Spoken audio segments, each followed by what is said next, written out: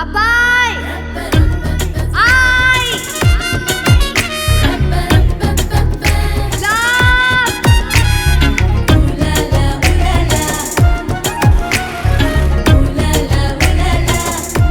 అమ్మా నాన్న ఇంకా ఇంటికి రాలేదు.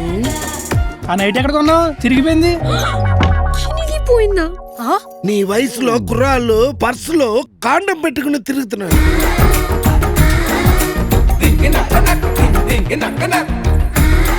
అందరు అబ్బాయిలు ఒకలా ఉండరే, మనం కొంచెం పుషిస్తూ ఉండాలి. బైక్ స్టార్ట్ అయిపోతే కిక్కిస్తాం కదా, అలా.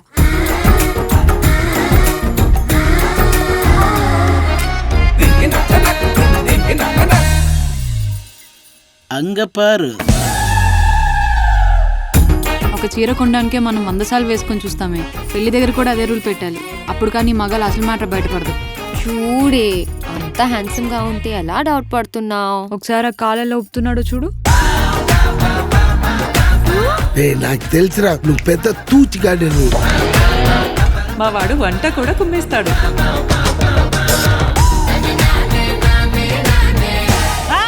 Interesting concept. ఆస్తిపాస్తులు లేకపోతే సంపాదించుకుంటాడు అనుకోవచ్చు. అసలు భర్తగా పనికిరాని వాడి కోసం ఏం మాట్లాడుకుంటావు, ఏం చదువుకుంటావు? ప్రేమించాను నాన్న, వదిలేలేను కదా. ఊర్లో అంతమంది మగాళ్ళని పెట్టుకుని అటు ఇటు కానీ మీ వాడిని తెచ్చుకున్నాడు.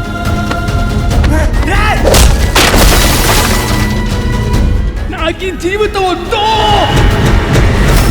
ఓటమి వచ్చినప్పుడు ఓర్పుతో ఉండు, విజయం వచ్చినప్పుడు వినయంతో ఉండు.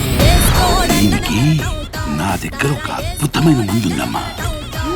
ఎక్కడ ఎండి చేయాలో మీరే చూసుకోండి.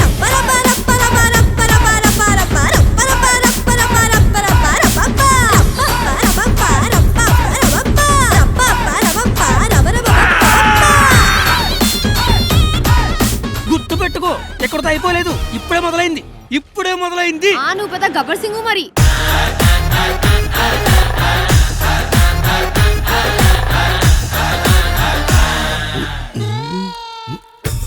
హలో మాస్టర్, ఏం చూస్తున్నారు?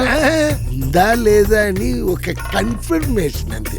మగాడి జీవితానికి సేఫ్టీ లేకుండా పోతుంది. మగాడ నాకు డౌటే.